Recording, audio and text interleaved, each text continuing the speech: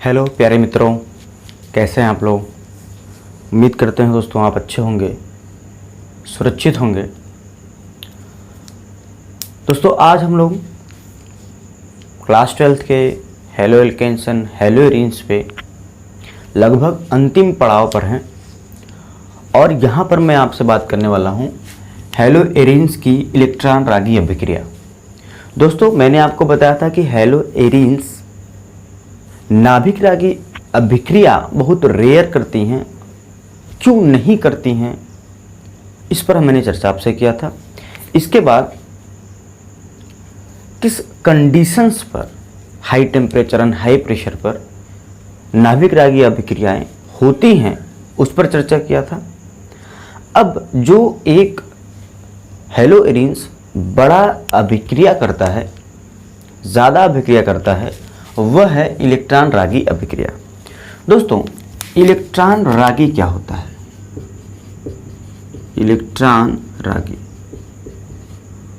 तो मैंने आपको बताया था जिसके ऊपर पॉजिटिव चार्ज हो या इलेक्ट्रॉन की कमी हो, मतलब ये पॉजिटिव चार्ज है तो भी इलेक्ट्रॉन की कमी है, और इलेक्ट्रॉन की कमी वैसे भी हो, ऑक्टेट वगैरह कंप्लीट ना हो, तो ऐसे जितने भी स्पीसीज हैं, जितने भी अणु या परमाणु हैं, आयन हैं, वह दोस्तों इलेक्ट्रॉन रागी का बिहेवियर करेंगे। इलेक्ट्रॉन रागी का मतलब इलेक्ट्रॉन से स्नेह रखने वाला, और इलेक्ट्रॉन से स्नेह कौन रखेगा? जिसके पास इलेक्ट्रॉन की कमी होगी। इस पर मैंने ऑलरेडी चर्चा किया हुआ है दोस्तों। अगर आपने उस वीडियो को नहीं देखा है तो चैनल के प्लेलिस्ट में जाकर वो वीडियो को देखिए। ठीक है दोस्तों, अब यहाँ पर स्पेशली हम बात करने वाले हैं हेलो एरीन्स की इलेक्ट्रॉन रागी अभिक्रिया। तो देखिए दोस्तों, हेलो एरीन्स अभिक्रियाएं किस तरह से देती हैं। तो सबसे पहले हम हेलो एरीन्स में CX बंध की प्रकृति समझ लेते हैं। CH बंध की प्रकृति समझ लेते हैं। दोस्तों आपको तो पता ही होगा, ये ऑलरेडी इस पर चर्चा किया भी जा चुका है कि ये जो Cl होता है इसके पास तमाम लोन पेयर वाले इलेक्ट्रॉन्स हैं। जो इलेक्ट्रॉन इधर की तरफ शिफ्ट होता है, ये इधर की तरफ शिफ्ट होता है, तो अनुनाद जैसी स्थितियां बनती हैं, अनुनाद होता है। और इस अनुनाद में दोस्तों यहाँ पर माइनस आ जाता है, डबल बॉन्ड के साथ इस पर प्लस आ जाता है। यहाँ पर देखिए बॉन्ड आ जाता है, फिर ये यहाँ, फिर ये यहाँ। तो इस तरीके से दोस्तों जब हम लोग लगातार के क्रम में अनुनाद बनाते रहते हैं, डबल बॉन्ड Cl प्लस, ये यहाँ चला जाता है दोस्तों, ये यहाँ चला जाता है।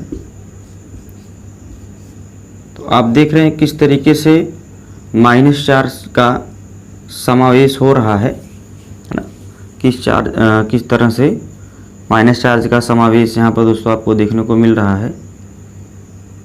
ये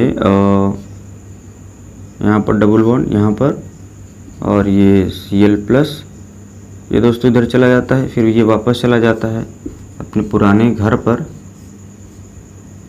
तो ये Cl हो जाता है, यहाँ पर बॉन्ड, यहाँ पर और यहाँ पर। तो दोस्तों यहाँ पर आप देख रहे हैं structure number 2, structure number 3, structure number 4, ये जो स्थिति बन रही है दोस्तों, वो आप देख रहे हैं कि आर्थो पोजीशन, ये आर्थो है, पैरा पोजीशन, अगेन वार्थो पोजीशन पर क्या आ रहा है? इलेक्ट्रोनेगेटिव जो चार्ज है वो बढ़ रहा है, मतलब इलेक्ट्रॉन यहाँ पर आ रहा है तो नेगेटिव चार्ज यहाँ पर बढ़ रहा है। तो जो हमारा E प्लस है, घूमता टहलता जब आएगा और इस पर अटैक करना चाहेगा तो वो किस स्थिति पर अटैक करेगा मेरे प्यारे मित्रों? वह अटैक करेगा या तो आर्थो स्थिति पर और या तो पैरा स्थिति पर। या तो आर्थो स्थिति पर अटैक करेगा या तो पैरा स्थिति पर अटैक करेगा। CX बंध की प्रकृति के बारे में बात करें तो ये स्थितियां आपको बताई गई। ध्यान रखने योग्य क्या बात है कि कार्बन और क्लोरीन के बीच क्या हो जाता है दोस्तों? डबल बॉन्ड कैरेक्टर हो जाता है, डबल बॉन्ड कैरेक्टर हो जाता है, जिसकी वजह से ये बॉन्ड टूटता नहीं है। तो नाभिक रागी प्रतिस्थापन अभिक्रिया कम देखने को मिलती है। लेकिन यहाँ की स्थिति क्या हो रही है दोस्तों? जब आप देख रहे हो कि अनुनाद के कारण ये वाला इलेक्ट्रॉन इधर की तरफ शिफ्ट हुआ, यहाँ पर माइनस आया, यहाँ पर आया, यहाँ पर आया, मेटा पोजीशन पर माइनस नहीं आया दोस्तों, मेटा पर माइनस नहीं आया है। मेटा पर माइनस नहीं आया, इसका क्या अर्थ है? इसका दोस्तों सीधा सा अर्थ यह है कि मेटा पर माइनस नहीं आया है तो आने वाला इलेक्ट्रोफाइल जिसको इलेक्ट्रॉन से प्रेम है वह मेटा पोजीशन पर अटैक नहीं करेगा, जब भी करेगा तो आर्थो व पैरा पोजीशंस पर ही करेगा। अब आइए 1 बाय 1 देखते हैं कैसे अटैक होता है, क्या होता है। ठीक है, तो सबसे पहले हम लोग बात करने वाले हैं हैलोजनीकरण का, इसके बाद एल्काइलेशन, एसाइलेशन, सल्फोनेशन, इन सब के बारे में बात करने वाले हैं। तो सबसे पहले है दोस्तों हैलोजनीकरण, हैलोजिनेशन, हैलोजनीकरण या हैलोजिनेशन। हैलोजनीकरण क्या होता है? जब किसी अणु या परमाणु में हैलोजन आके जुड़ जाता है तो उसे हम हैलोजनीकरण कहते हैं। वंस अगेन, जब किसी अणु या परमाणु या यौगिक में हैलोजन आके जुड़ जाता है तो उसे हम हैलोजनीकरण कहते हैं। तो मेरे प्यारे मित्रों, यहाँ पर आप देखिएगा, यहाँ पर जो स्थिति आपको बनी है, ये भी मार्कर नहीं चलेगा क्या? धोखाधड़ी हो गया, चलिए छोड़िए। तो यहाँ पर क्या है, हमारे पास हैलोजन है। जब इसकी अभिक्रिया दोस्तों Cl2 के साथ करवा देते हैं, AlCl3, है ना, निर्जल AlCl3 की उपस्थिति में, तो ये दोस्तों दो तरह का प्रोडक्ट आपको देता है। आपके सामने दो तरह का प्रोडक्ट आता है, एक Cl आर्थो पर जुड़ता है और एक Cl आपका पैरा पोजीशंस पर जुड़ता है। ये आपका 2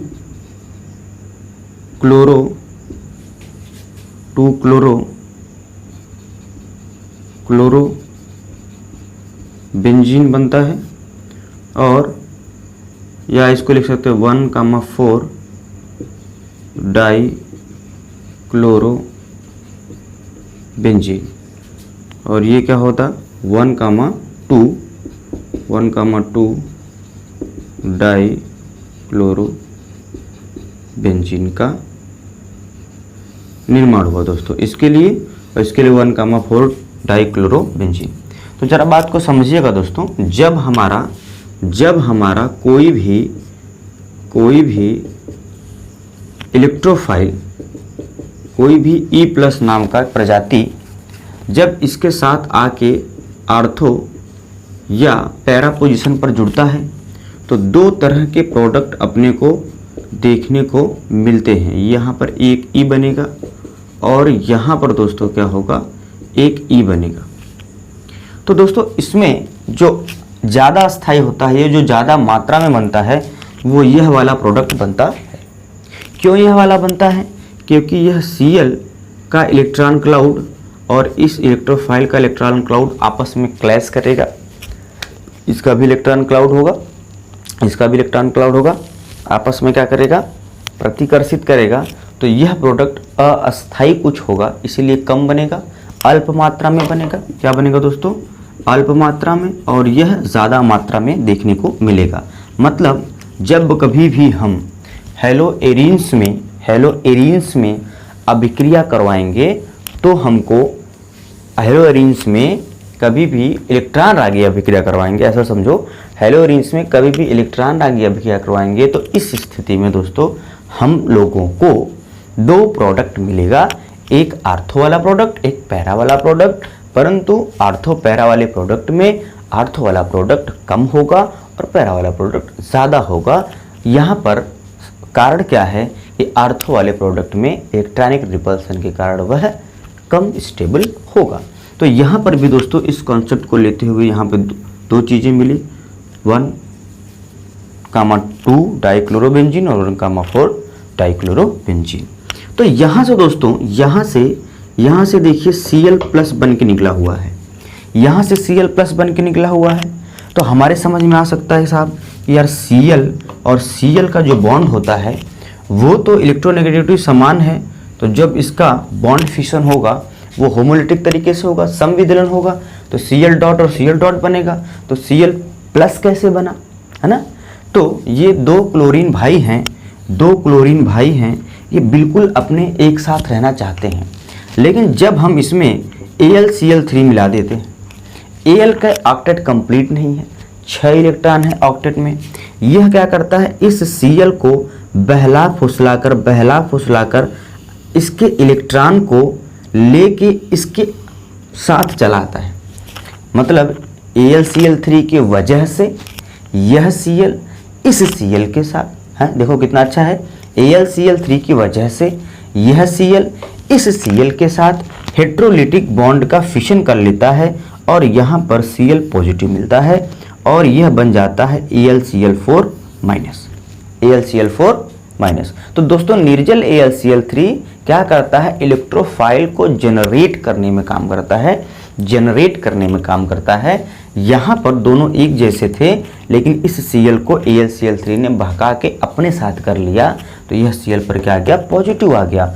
और इलेक्ट्रॉन की अभिक्रिया के लिए ये पॉजिटिव चार्ज ही चाहिए, और यह जो क्लोरीन पॉजिटिव बना हुआ है वो यहाँ पर और यहाँ पर क्या कर देता है, अटैक कर देता है। यह दोस्तों माइनर बनता है और ये क्या बनता है, हमारा मेजर बनता है। मतलब यह कम बनता है और वो क्या बनता है, ज़्यादा बनता है। तो जब क्लोरोबेंजीन पर कोई भी हैलोजन आकर जुड़ जाता है तो उस अभिक्रिया को ही हैलोजनीकरण अभिक्रिया कहते हैं, और यह किसी हैलोजन और निर्जल AlCl3 के कारण होता है। दो प्रोडक्ट बनते हैं, किस कारण से ऐसा काम होता है इसको मैंने बताया। इसको बड़े अच्छे से आप याद कर लिए दोस्तों, इसको नोट कर लीजिए। आगे बढ़ते हैं नेक्स्ट रिएक्शन पे, ठीक है दोस्तों। तो नेक्स्ट रिएक्शन है अपना फ्रीडल-क्राफ्ट एल्काइलेशन व एसाइलेशन। फ्रीडल-क्राफ्ट एल्काइलेशन व एसाइलेशन, तो इसको हम लोग, इसको दोस्तों, इसको क्या बोलते हैं, एल्किलीकरण, और इसको बोलते हैं एसिलीकरण। एल्किलीकरण, एसिलीकरण आसान कॉन्सेप्ट है दोस्तों। जिस तरीके से हम लोगों ने बात किया हैलोजनीकरण, हैलोजन जुड़ा तो हैलोजनीकरण, एल्किल समूह जुड़े तो एल्किलीकरण, एसिल समूह जुड़े तो एसिलीकरण। होता क्या है दोस्तों, इससे पहले जैसा हुआ वैसा ही होगा। तो होता क्या है, हमारे पास ये हमारा हेलो एरिन है। जब इसकी अभिक्रिया हम लोग CH3Cl और वही अपना पुराना दुश्मन निर्जल AlCl3 की अभिक्रिया करवाया, तो यहाँ से Cl को ले उड़ेगा, वो CH3 पॉजिटिव होगा। CH3 पॉजिटिव यहाँ पर और यहाँ पर क्या करेगा, जुड़ जाएगा। दो तरह का दोस्तों अपने को प्रोडक्ट मिलेगा। यहाँ पे बड़े ध्यान से आप देखिएगा, ये Cl और ये CH3 प्लस यहाँ पे आपको देखने को मिलेगा ये Cl और ये CH3, ठीक है। तो निर्जल AlCl3 लिया हमने, यह CH3 ग्रुप इसके साथ जुड़ गया, तो इसीलिए इसको हम क्या कहें, एल्किलीकरण। और एल्किलीकरण और एसिलीकरण मिलके फ्रीडल-क्राफ्ट अभिक्रिया को बनाते हैं। एल्किलीकरण और एसिलीकरण दोनों मिलते हैं तो फ्रीडल-क्राफ्ट अभिक्रिया बनती है। यहाँ से दोस्तों दो प्रोडक्ट मिला, यहाँ से CH3 मिलेगा, ठीक है। तो यहाँ पर यह क्या बना दोस्तों, अल्प बना, और यह क्या बना, अधिक बना। मतलब हमेशा पैरा पोजीशन वाला जो आपका ग्रुप होगा वह क्या होगा दोस्तों, पैरा पोजीशन वाला जो ग्रुप जुड़ेगा वह ज़्यादा स्टेबल होगा। तो इस हिसाब से यह आपका क्या बनता है, कम बनता है, और यह क्या बनता है दोस्तों, आपका अधिक देखने के लिए मिलता है। तो आप कह सकते हो यहाँ पे कि 2-मेथिल क्लोरोबेंजीन का निर्माण हुआ, और यहाँ पे 4-मेथिल क्लोरोबेंजीन का निर्माण हुआ। या इस तरीके से बात करें तो आर्थो क्लोरोबेंजीन है ना, इसके रिस्पेक्ट में आर्थो ग्रुप है, तो आर्थो मेथिल क्लोरोबेंजीन, और यह है पैरा मेथिल क्लोरोबेंजीन। या इस तरीके से नंबर वाइज करें तो 2-मेथिल क्लोरोबेंजीन और ये 4-मेथिल क्लोरोबेंजीन का निर्माण हुआ, यह कम मात्रा में, यह अधिक मात्रा में। यह दोस्तों एल्किलीकरण हो गया। एसिलीकरण की बात हूबहू इसके ही जैसे होती है, कुछ भी नया नहीं है दोस्तों, बिल्कुल इसके जैसा है। इसमें हम CH3COCl लेते हैं, यही वाला ग्रुप, यह वाला ग्रुप, यह वाला, केवल यह वाला ग्रुप क्या होता है, एसाइल ग्रुप होता है, एसाइल ग्रुप। फिर से हम यहाँ पर क्या लेते हैं, निर्जल AlCl लेते हैं प्यारे मित्रों। तो आपको यहाँ पर भी दो तरह का प्रोडक्ट देखने को मिलेगा। आई होप कि आपको ये बोर्ड में दिख रहा हो। ये जुड़ेगा COCH3 है ना, यहाँ से Cl बाहर गया होगा, इसी के ऊपर प्लग, इसी के खोपड़ी पर पॉजिटिव चार्ज आया होगा, यही इलेक्ट्रोफाइल बना है, इलेक्ट्रोफाइल यहाँ पे जुड़ गया। और दोस्तों मेरे इलेक्ट्रोफाइल कहाँ पे जुड़ गया, इलेक्ट्रोफाइल जुड़ गया COCH3। तो एक बार इलेक्ट्रोफाइल यहाँ पर जुड़ा आर्थो पोजीशन पर, एक बार पैरा पोजीशन पर।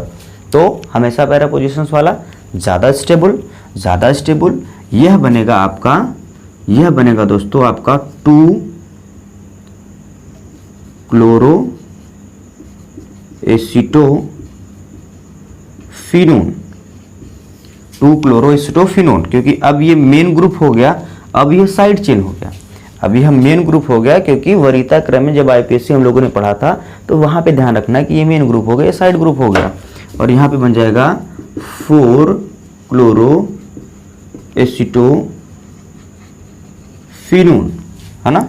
जरा सा दोस्तों मैं एक बार देखता हूँ कैमरा में दिख रहा है कि नहीं दिख रहा है।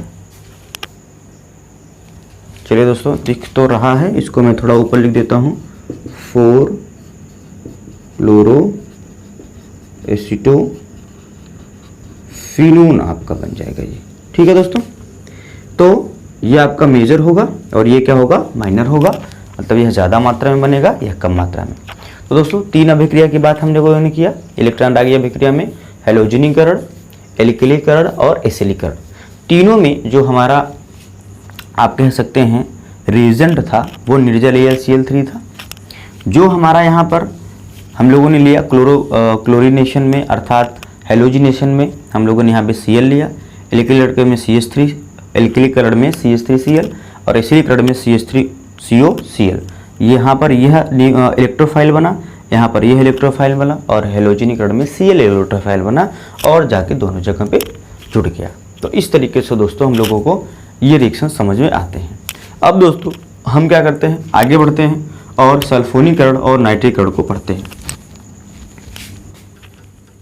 ठीक है प्यारे मित्रों, अगला रिएक्शन है नाइट्रीकरण। नाइट्रीकरण में क्या होता है दोस्तों कि हमारा NO2 ग्रुप आके जुड़ता है ना। जो हैलोजनीकरण था, हैलोजन आके जुड़ता था, तो नाइट्रीकरण में NO2 ग्रुप जुड़ेगा, सिंपल सी बात है। तो इसकी अभिक्रिया दोस्तों हम लोग जब अपने हेलो एरिन्स मतलब स्पेशली क्लोरोबेंजीन की बात कर रहे हैं, क्योंकि क्लोरोबेंजीन ही मैंने कहा था ज़्यादातर आपको इजीली प्राप्त होता है और क्लोरोबेंजीन के ज़्यादा कंपाउंड देखने को मिलते हैं, इसलिए क्लोरोबेंजीन की बात किया जाता है। जब इसकी अभिक्रिया दोस्तों हम लोग कॉन्सनट्रेट HNO3 और कॉन्सनट्रेट H2SO4 इन दोनों के साथ करवाते हैं, कॉन्सनट्रेट HNO3 और कॉन्सनट्रेट H2SO4, तो यहाँ से दोस्तों NO2 पॉजिटिव नामक इलेक्ट्रोफाइल जनरेट होता है, मतलब नाभिक रागी जनरेट होता है, जो कि दोस्तों आपको पता है कि यह आपके आर्थो पोजीशन और यह आपके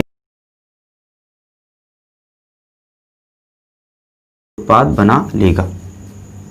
ठीक है, तो होता क्या है दोस्तों, यहाँ से यह हमारा जो हेलोएरिन्स है अर्थात क्लोरोबेंजीन है, कॉन्सनट्रेट HNO3 H2SO4 को जब हम 50 डिग्री सेल्सियस पर मिला देते हैं तो यह दोनों आपस में अभिक्रिया करके NO2 इलेक्ट्रोफाइल अर्थात इलेक्ट्रॉन रागी को जनरेट करते हैं और यह यहाँ पर आके NO2 ग्रुप जुड़ जाता है। और जब NO2 ग्रुप जुड़ जाता है तो यहाँ पर देखिए ये NO2 ग्रुप जुड़ने के कारण ही इसे हम नाइट्रीकरण अभिक्रिया कहते हैं। तो इसका नाम अगर लिखना चाहेंगे तो दोस्तों लिख सकते हैं 2 नाइट्रोक्लोरोबेंजीन और ये हो जाएगा 4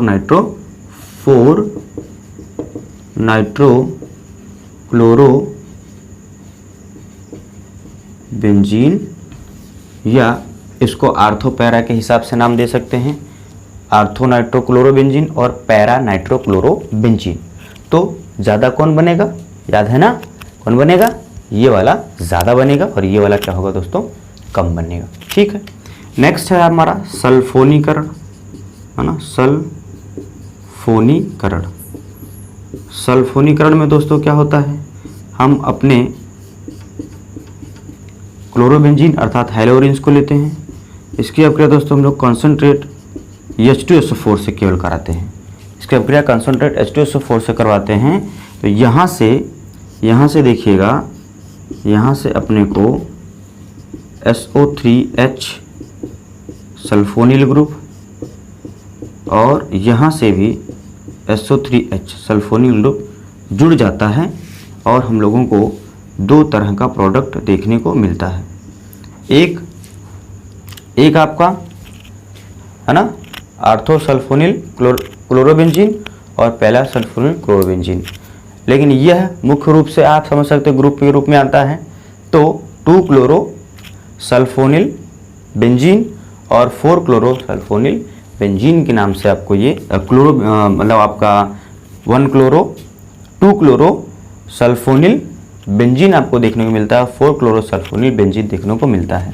वंस अगेन आपका दोस्तों ये क्या होगा, मेजर होगा, ज़्यादा मात्रा में बनेगा, और अपना ये क्या होगा दोस्तों, कम मात्रा में बनेगा। ठीक है, तो इजीली हम लोग देख सकते हैं कि किस तरीके से हम लोग हेलोजनीकरण, फिर इसके बाद एल्किलीकरण, एसिलीकरण, नाइट्रीकरण और सल्फोनीकरण अभिक्रिया किस किस रीजेंट की उपस्थिति में करवाते हैं, क्या सिचुएशंस रहती हैं, किस तरीके से हमारा हेलोरिन्स नाभिक रागी अभिक्रियाएं देता है, यहाँ पर दोस्तों ये ख़त्म होता है। अच्छे से पढ़ लीजिए, नोट्स बना लीजिए, सुरक्षित रहिए दोस्तों। मिलते हैं नेक्स्ट वीडियो में, तब तक के लिए बाय बाय, थैंक यू।